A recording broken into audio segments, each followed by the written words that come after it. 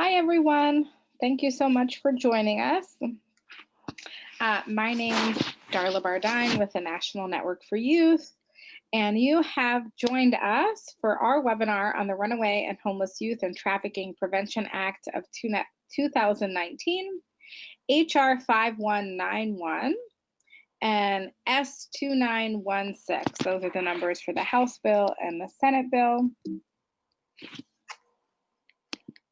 We're going to go over a little bit of housekeeping first. You all are on mute. You will be unmuted towards the end for question and answer time. As long as I'm, sorry, hold on. Here we go. If you have questions throughout the presentation, please type them into the questions pane. So on the right, you should see a little arrow next to questions. If you click on that, there'll be a box and then you can type in your questions. Joanne and I will be answering questions at the end. We will also be making an archive, a recording of this webinar available on our website at the end of the presentation. This is how we're going to spend our time together today. We're going to start with introductions. Then we're going to go a little bit over the history of the Runaway and Homeless Youth Act. Then we're going to go through the highlights of some of the key programmatic changes in this version of the Runaway and Homeless Youth and Trafficking Prevention Act. Then we're going to talk about RHYTPA's path through Congress and how you can get involved. And then we're going to ask you to take action now. And then we will go, we will have Q&A. So please type your questions into the chat box. I'm having some challenges here. Okay. And I am going to go ahead and get started. I know a couple of more folks will join us. Again, my name is Darla Bardine. I'm the Executive Director at the National Network for Youth. Hello, everyone. My name is Joanne Paano. I'm the Director of Policy and Advocacy at the National Network for Youth. So I'm going to kick us off, and we're going to go a little bit through, kind of quickly through the history of the Runaway and Homeless Youth Act.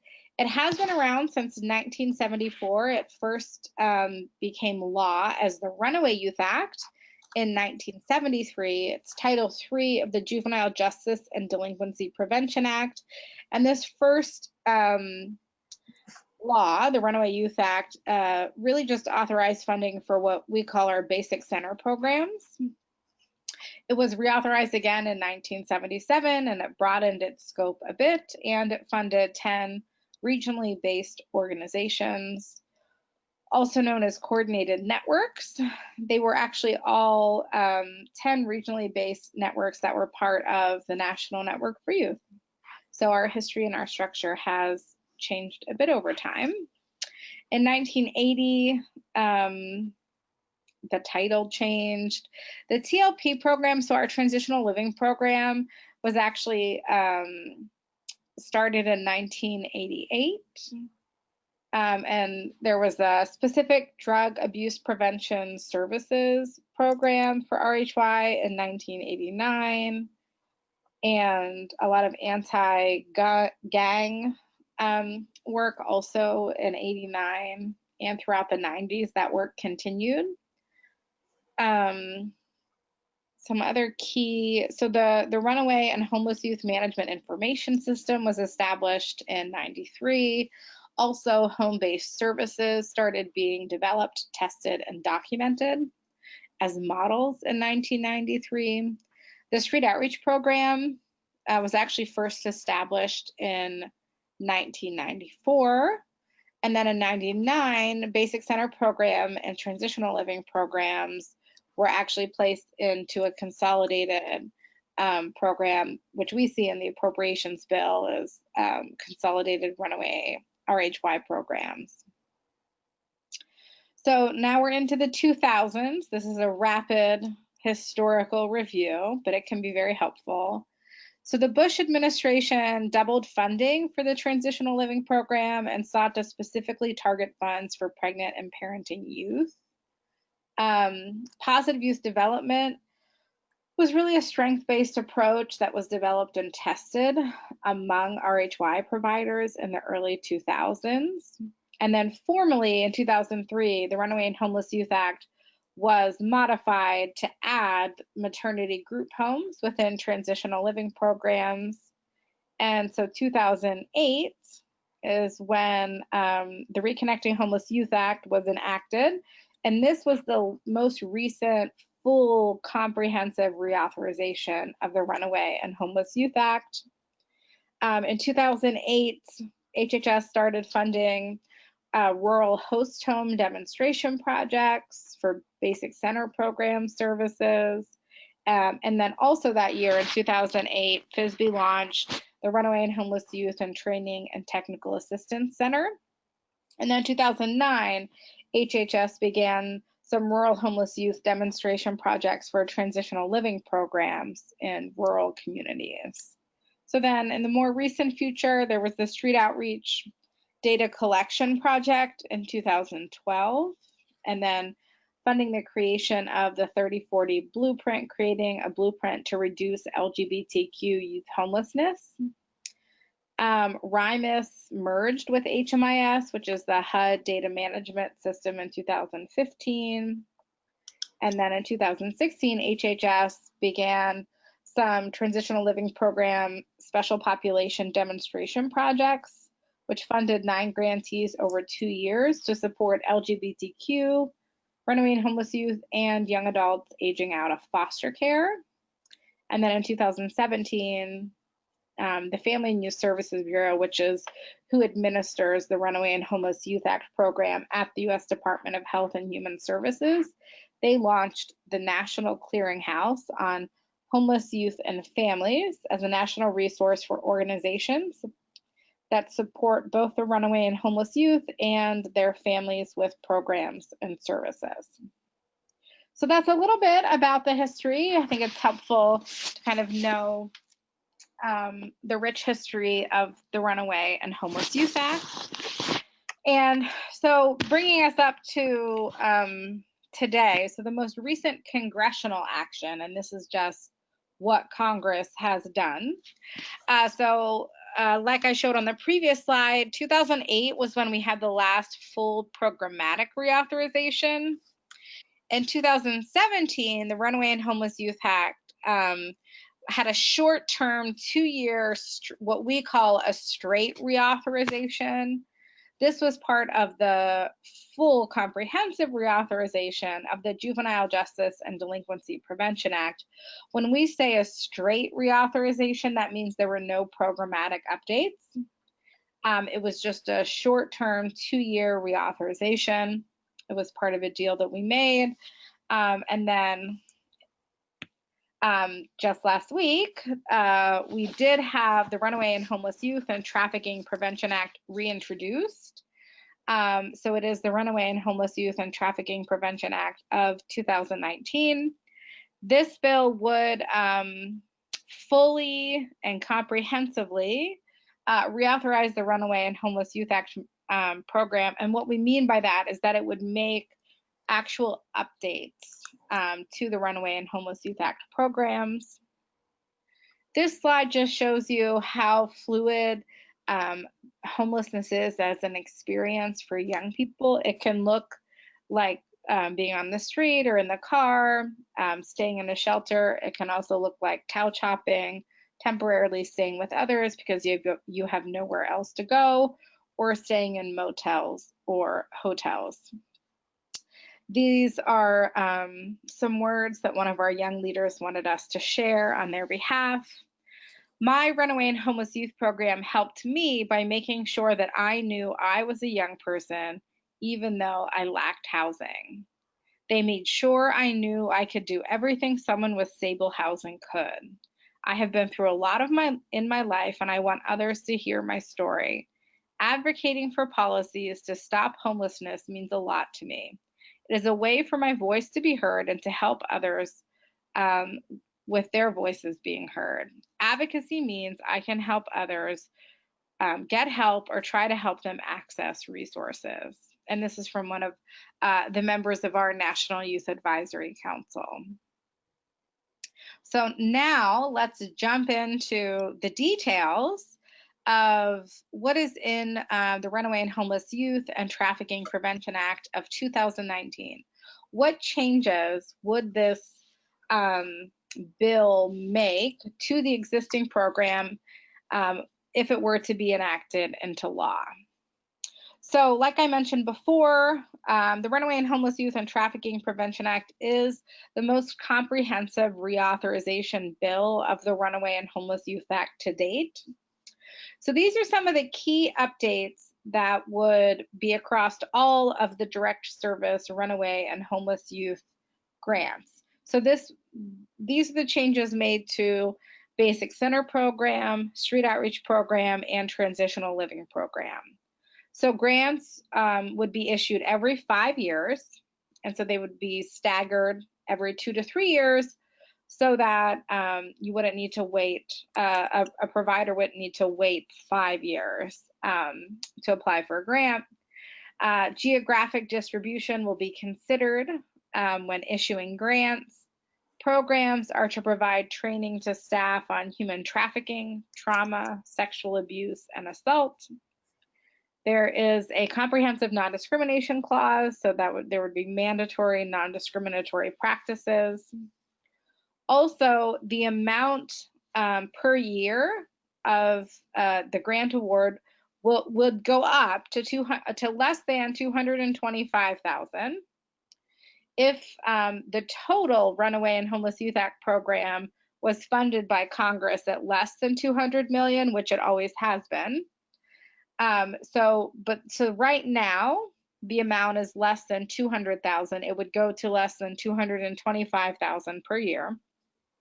If Congress did fund the Runaway and Homeless Youth Act program at more than $200 million for the year, then the per year grant award would go to less than $250,000 per year. So these are some updates specific to the Basic Center program.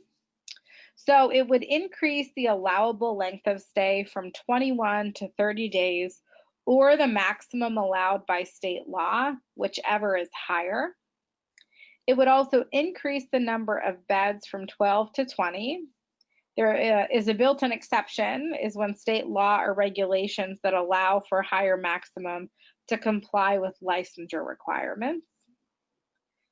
Services may include age, gender, developmentally, culturally, and linguistically appropriate home-based services, allows for outreach via online resources, and providing assistance and support with completing the free application for federal student aid, also known as the FAFSA. Transitional Living Program, this is the first slide of key updates. It would increase the age of eligibility. So right now, you have to be 21. You can be no more than 21 at age of entry. So it's 16 to 21. It would go from 16 to 25. And the age ranges at the discretion or at the option of each service provider. Outreach programs may include the use of online and social media, and annual reports, statistical summaries will describe the number, characteristics, and demographics of youth participants, including prevalence of sexual abuse, sexual exploitation, trafficking in persons, and sex trafficking. Also, transitional living program plans are to be written in partnership with youth and ensure proper referrals inclusive of age, gender, culturally and linguistically appropriate services, including mental health services, healthcare, and substance use disorder treatment programs. Also providing assistance and support with completing the free application for federal student aid. So some key updates made to the street outreach program. updated existing language by adding trafficking in persons and sexual exploitation to targeted populations for street-based services. Also, admission of the word prostitution in street outreach services, and report on the status, activities, and accomplishments of programs and data collection on trafficking in persons and sexual exploitation. Some of the national grants, so the National Communication System, what we call National Runaway Safe Line or 1-800-RUNAWAY. The changes here are, there's two primary changes. So the grants would be made every 5 years. And the National Communication System assists runaway and homeless youth. And what's added here is that including through online and social media has been added. For the National Training and Technical Assistance Center, what we call RHYTPA, the Runaway and Homeless Youth Training and Technical Assistance Center, grants would be made every 5 years.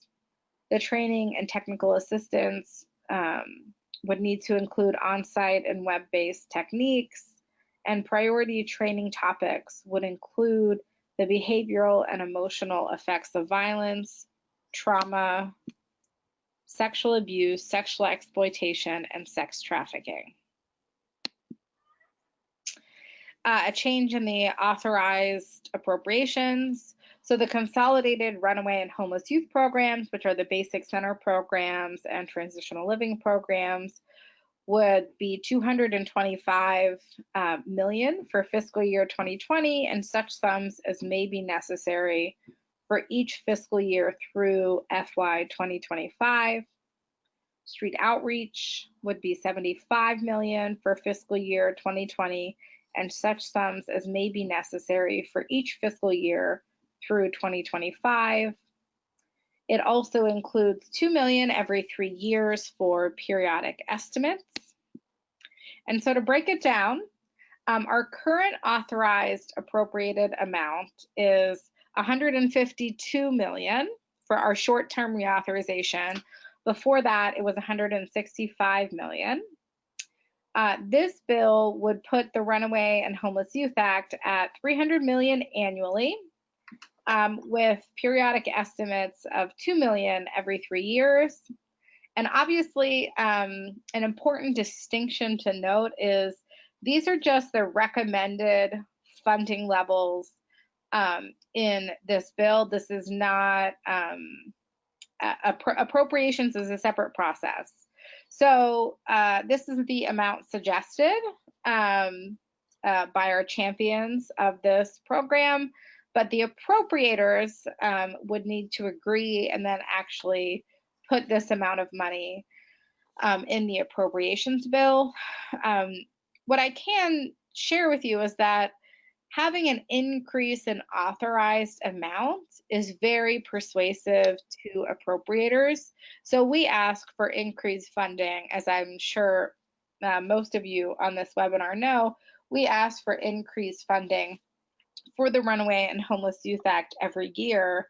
And historically, we do see the biggest increases in appropriations for this and any other program after a program has been reauthorized, and if that reauthorization has also included an increase in authorized appropriations.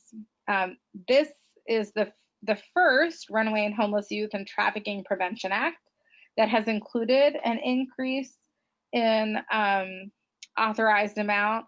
All of the previous Runaway and Homeless Youth and Trafficking Prevention Acts included a flat funding amount of $165 million. So we worked very hard to get this increased authorized appropriations amount, and we're going to work hard to hopefully get this bill passed into law.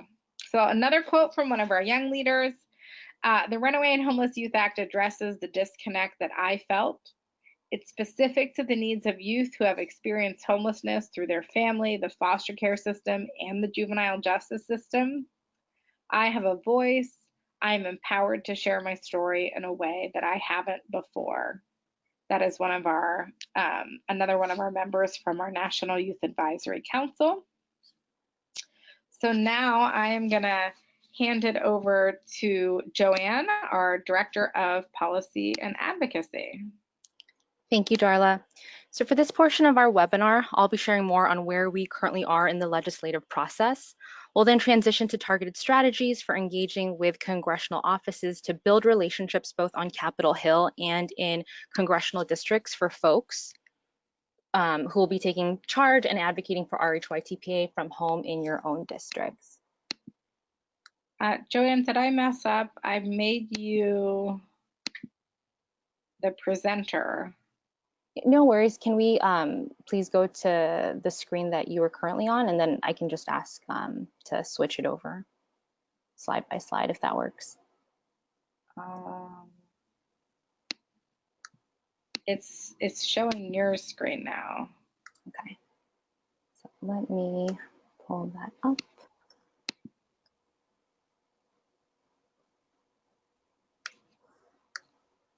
Can you see my screen? No. Okay.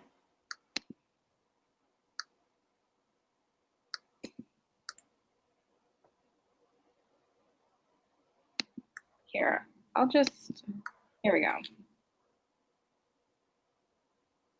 Go ahead. All right, do you have the, great. So on your screen, we have a visual that shows where we currently are in the legislative process. As folks may know, the Runaway and Homeless Youth and Trafficking Prevention Act is both bicameral and bipartisan. So both the House and Senate bills were introduced last Wednesday, and the National Network for Youth was the first to break the news and to share with you all. So in terms of the process, as folks may know, our congressional champions on both the House and the Senate have introduced the bill. The next step would be that each committee on both the House and the Senate will draft, amend, and vote on its own version of the bill. The two committees with jurisdiction over RHYTPA include the House Education and Labor Committee, as well as the Senate Judiciary Committee. Next, each full chamber from both the House and the Senate will debate and amend and vote on the bill from its respective committee on the floor. Next, leaders from the House and the Senate, including committee chairs, form a conference committee to combine the bills. And the conference committee is a temporary committee that's formed in relation to RHYTPA, and its task is mainly to negotiate a proposal through informal negotiations and formal meetings so that a final bill can be agreed to by both chambers. Next, the full chambers will again take the floor to vote on the combined final bill. Lastly, the final bill is then sent to the White House for the president's signature. You can go to the next slide, please. And here on the screen, you'll see the list of our congressional champions. Historically, it's been Congressman John Yarmouth of the 3rd Congressional District of Kentucky, Congressman John Bacon of the 2nd Congressional District of Nebraska, Congresswoman Johanna Hayes, who has recently supported RHYTPA from the 5th Congressional District of Connecticut, Congresswoman Pramila Jayapal from the 7th Congressional District of Washington, and on the Senate, we have Senator Patrick Leahy from Vermont, as well as Senator Susan Collins from Maine. Next slide, please. So now's the time to activate, mobilize, and engage communities across the country to inform and educate members of Congress about youth and young adult homelessness and how critical it is to pass the RHYTPA. We are encouraging folks to reach out to your congressional leaders so that they are invested in supporting and co-sponsoring the Runaway and Homeless Youth and Trafficking Prevention Act. We are encouraging co-sponsors, as many co-sponsors from both the House and the Senate. So both of your US senators from your states, as well as all of the US House representatives whose districts you provide services in. If your organization does serve from multiple cities, counties, or zip codes, it's likely that you'll be serving populations from different congressional districts with different US representatives. Next slide, please.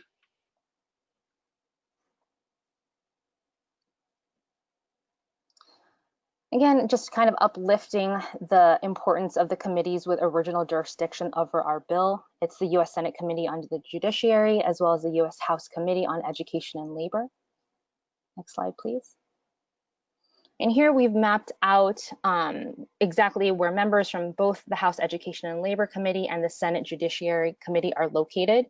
Here on your screen, you'll see that the yellow stars indicate members of the US House Ed and Labor Committee, and then those in violet represent US Senate Judiciary. Of course, with there being 2 US senators from each state. For purposes of this visual, we've just included 1 star, and you can see where it's all mapped out. Again, as we're encouraging folks to reach out to your members of Congress from within the district, you'll see where there are targeted priorities. But this is not to say that all folks who are engaged in this collective work shouldn't be reaching out. So regardless of the state that you represent and the communities that you're located in, we encourage folks to take action now and to reach out to your members of Congress. Next slide, please.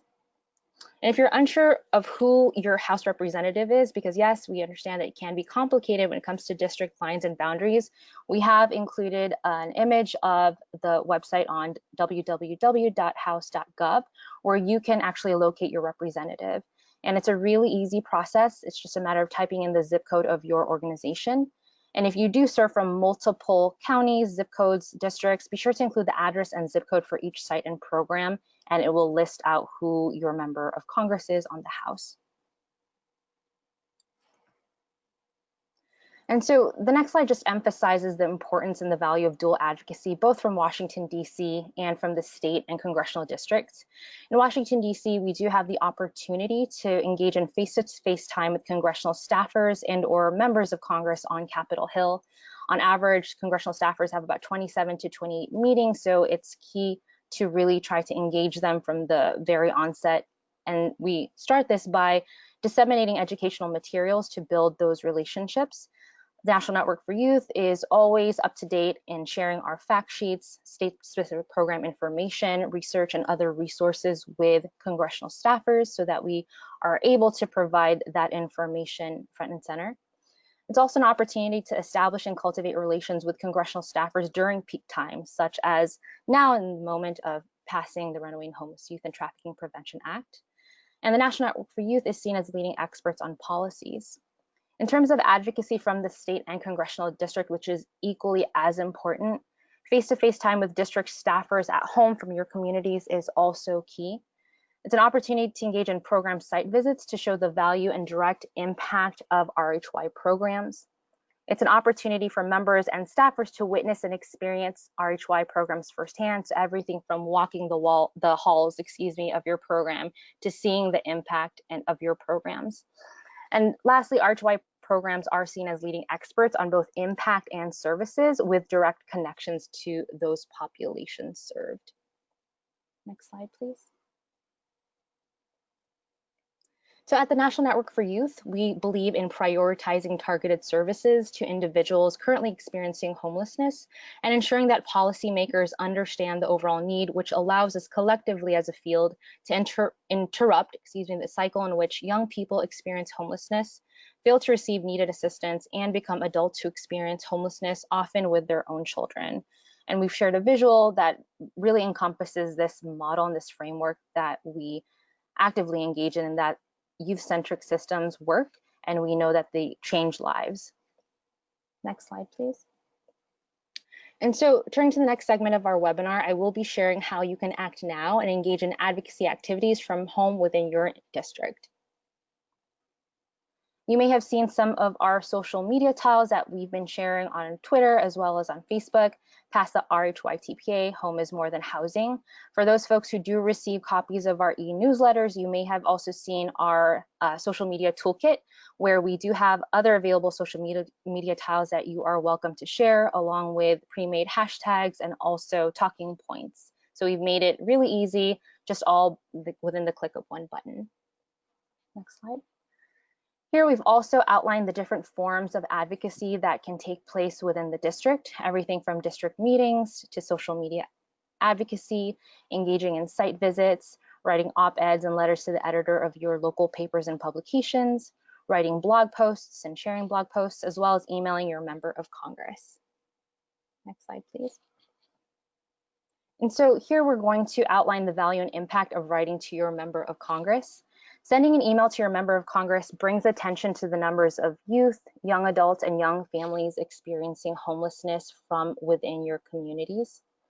It uplists the different ways that RHY programs serve youth through methods of prevention, identification, and services to homeless, trafficked, pregnant, and parenting youth through outreach, emergency shelter, family reunification, connection to education and employment, healthcare, transitional housing, independent living, and maternity group homes. It also helps their district staff to see how youth and young adults experiencing homelessness as constituents in the district and state. And writing to your member of Congress through an email is also a form of advocacy for the Runaway and Homeless Youth and Trafficking Prevention Act. Next slide, please. And so in the value and impact of meeting with your members of Congress, the last slide that we just went over really discussed the first entry point to establishing that relationship with a district staffer and with your member of Congress. Here, meeting with members of Congress and their staff in the district is a great way to bring visibility to your organization's work. It's how you can share about your organization and how your organization and teams provide critical life-changing services to youth and young adults in the state and from the district. Again, it's a way to have those conversations and cultivate relations with a policymaker.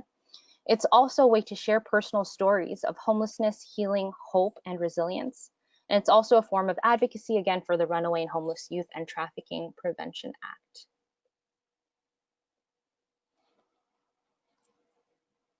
And so here, we're going to discuss the value and impact of coordinating a site visit to your program.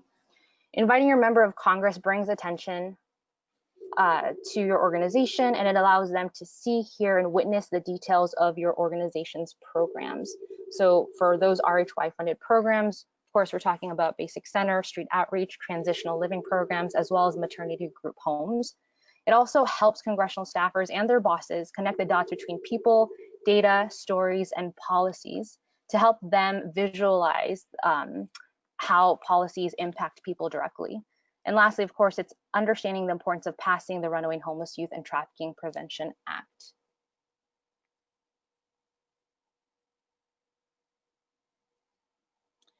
Here we have a visual of an in-district advocacy toolkit that we were delighted to share earlier this year. You can find tips and strategies and step-by-step processes on how to engage in these forms of advocacy directly on our website. Next slide, please. And here you just have a closer snapshot into the different chapters and sections of our in-district toolkit. So we know that constituent advocates, especially those with direct and firsthand experience of RHY programs, are influential and can contribute to better public policy when they are provided with personalized and local information to district offices, who then share that information with their higher-ups and their colleagues in Washington, D.C. And so this toolkit that we've designed and have shared is also a method of engaging in advocacy through a strategic frame. Next slide, please. So we know that research has shown that direct constituent interactions have more of an influence on lawmakers. And so we are encouraging folks to take action now and to contact both of your US senators as well as your US House representative. It may be more than one representative, and ask them to co-sponsor RHYTPA. You can learn more about RHYTPA by accessing our fact sheet, our section by section, which outlines the updated programmatic information that Darla shared earlier in the presentation, as well as a link to our social media toolkit that I had shared earlier through the following website that you see there on the screen. And lastly, we also have a direct link to our in-district advocacy toolkit that is available. So ending on that note, we'll go ahead and take questions and answers. If folks do have specific questions on any of the content that we shared, please feel free to type them into the pane and we'll go ahead and answer those questions.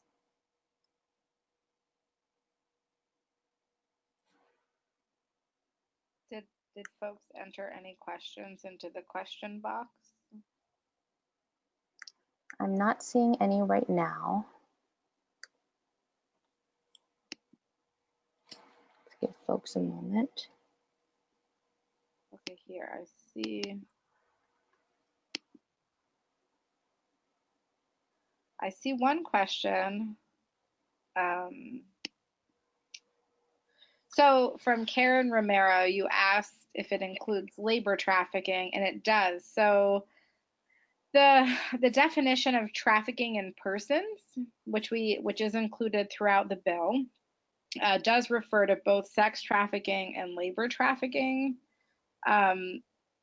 You saw like sexual exploitation and sex trafficking stated specifically because sexual exploitation and sex trafficking are not included in the definition of severe forms of trafficking in persons, while labor trafficking is included in severe forms of trafficking in persons. So hopefully that answers your question. But basically, we are referring to the different definitions of trafficking within the existing Trafficking Victims Protection Act. So we aren't creating any new definitions in the anti-human trafficking space. We're just referring to existing definitions, and we were very careful to ensure that they did include labor trafficking.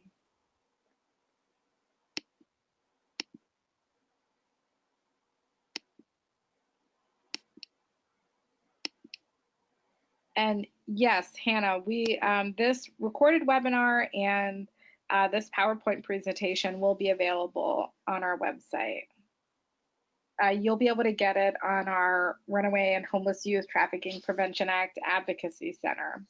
We will add some buttons to that landing page.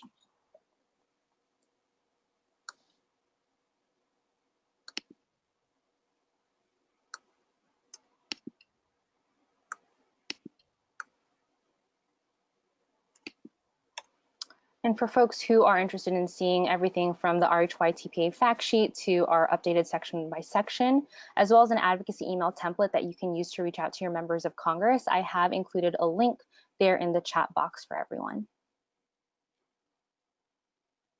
And that is, that's where we're going to be adding our email campaign, where you'll be able to send people to that web page, and all they'll need to do is put in their name and address, and they'll be able to directly send a message to Congress that we'll have pre-drafted. And that's where we'll be also putting a sign-on letter for organizations to sign, both national, state, and local.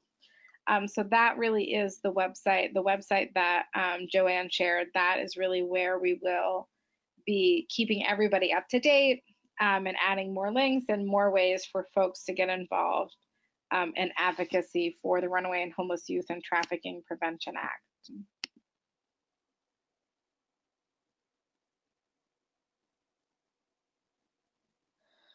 Okay, good. So Hannah asked a question about, okay, if funding is not increased, how will folks go from 12 to 20 beds for basic center program?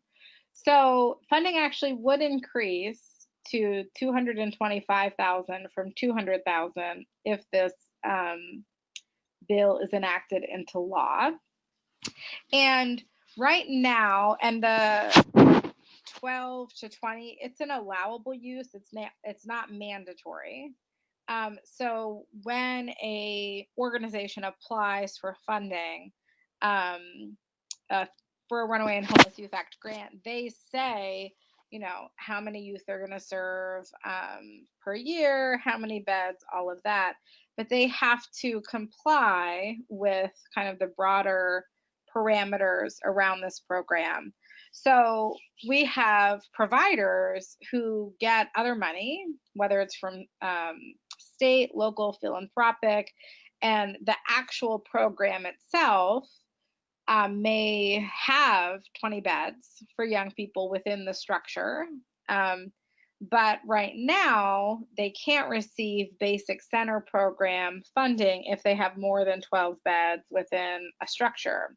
So this would basically allow bigger programs to be able to access basic center program, even though there's no expectation that basic center funds would actually cover the full extent of the cost.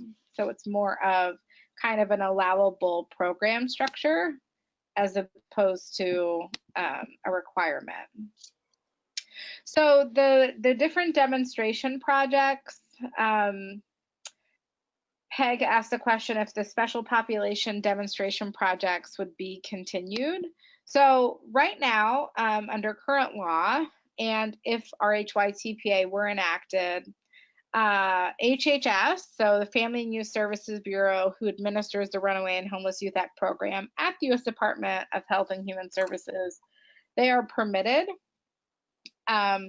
to have special demonstration projects. There was the rural demonstration projects. FISB could do that again, and they could do other demonstration projects. So that discretion remains now and would remain in the future. They do have that flexibility. However, we have seen very little write-up or learning regarding the different demonstration projects that HHS has done over the past, I think, 10 or more years. So I think our kind of question and concerns around these special population demonstration projects, from our perspective, is when you're doing a demonstration project, at any federal agency, our hope is that the learnings are documented and disseminated, and then ultimately are used to kind of inform how the program is improved moving forward.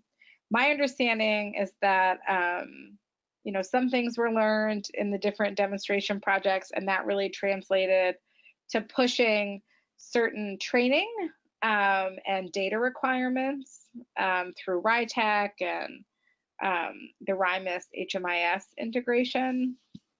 That's really what I know around that. So, final action on the bill anticipated. Peg, I like how optimistic you are. So in terms of next steps for action on the bill, so Joanne kind of went through this chart. For us, it's a big win that we have a bipartisan, bicameral Runaway and Homeless Youth Trafficking Prevention Act. It's absolutely identical, the bill in the Senate that's in the House. So our hope is that the House Ed and Labor Committee would take up the bill that has been introduced in the House and then move it through the committee and then move it through the full House. And then the Senate would take that up and move it through. And there's any number of ways that bills kind of move through the different houses. But we're off to a good start by having identical bills introduced, having had good conversations with both committees. And so details of next steps are still unfolding. We'll definitely be coordinating and strategizing closely with our champions on the path forward. And then Hannah has another question. Would there be a greater number of grantees? So obviously the number of grantees is contingent on the level of appropriations. Our goal and the goal of our service providers has always been to try to ensure that as many communities as possible get this funding. Because we really see this as kind of base funding for a community to provide really vital prevention and response services for minors and young adults at risk of and experiencing homelessness, as well as human trafficking. So obviously appropriations is the biggest driver in how many grantees there are across the country. Again, like I said earlier, we are more likely to see the biggest bump in funding levels after a full programmatic reauthorization that also increases the funding amount within the bill. So that is our hope, that's our plan, that's our strategy. We're still obviously hoping and pushing for the $20 million bump to the Runaway and Homeless Youth Act appropriations that we saw in the House, even though the Senate flat funded us. We're not sure where things are going to land for us for FY 2020, but we're always asking for more money. But again, RHYTPA would kind of help us.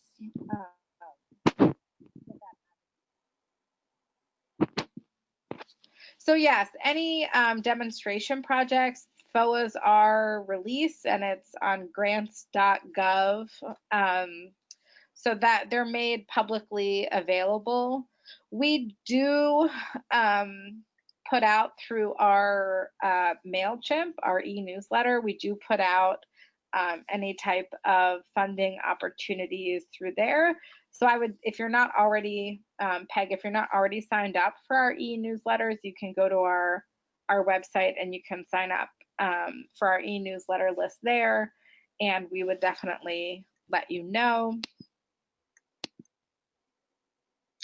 And I don't think there's going to be another FOA for the TLP for a couple of years.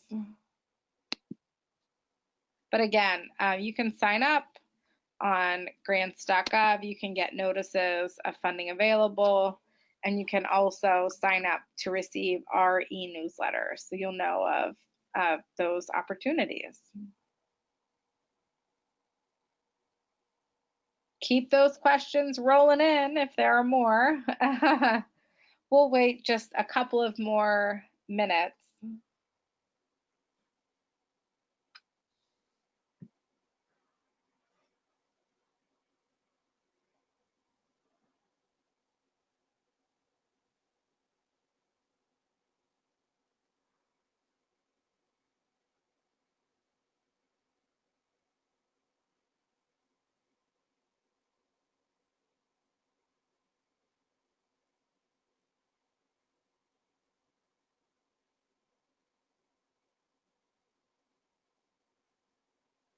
All right.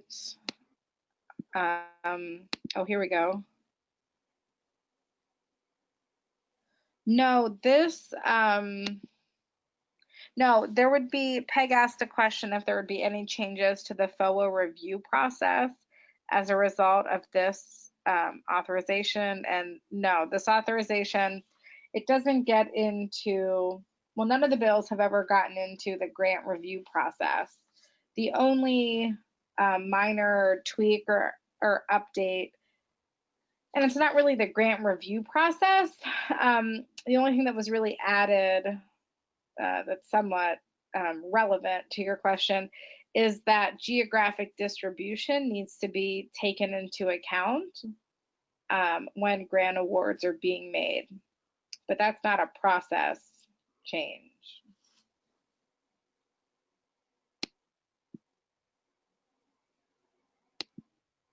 All right, everyone.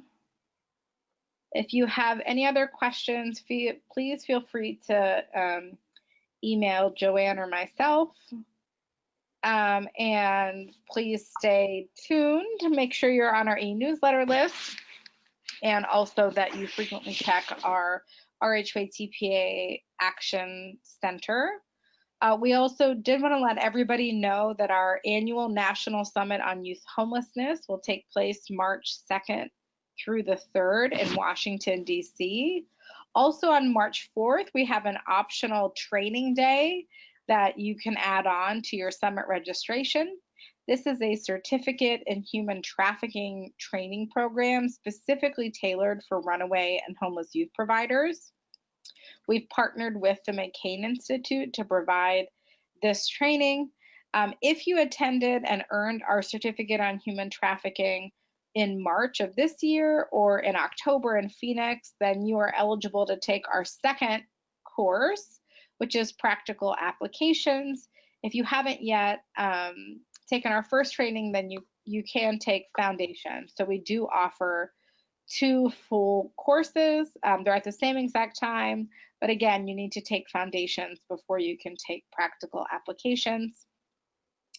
We have launched our 2020 membership drive.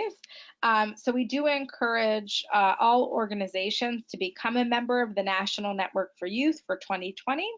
If you do join now, you will get the rest of November and all of December 2019 for free. The membership amount really varies. It depends on the type of organization you are and your annual budget for your organization. So annual membership dues ranges anywhere from $200 to $2,000 per year. And here are some kind of direct links to some resources that we provide. And we thank you so much for joining us today for this webinar. Have a great rest of your week and a happy Thanksgiving.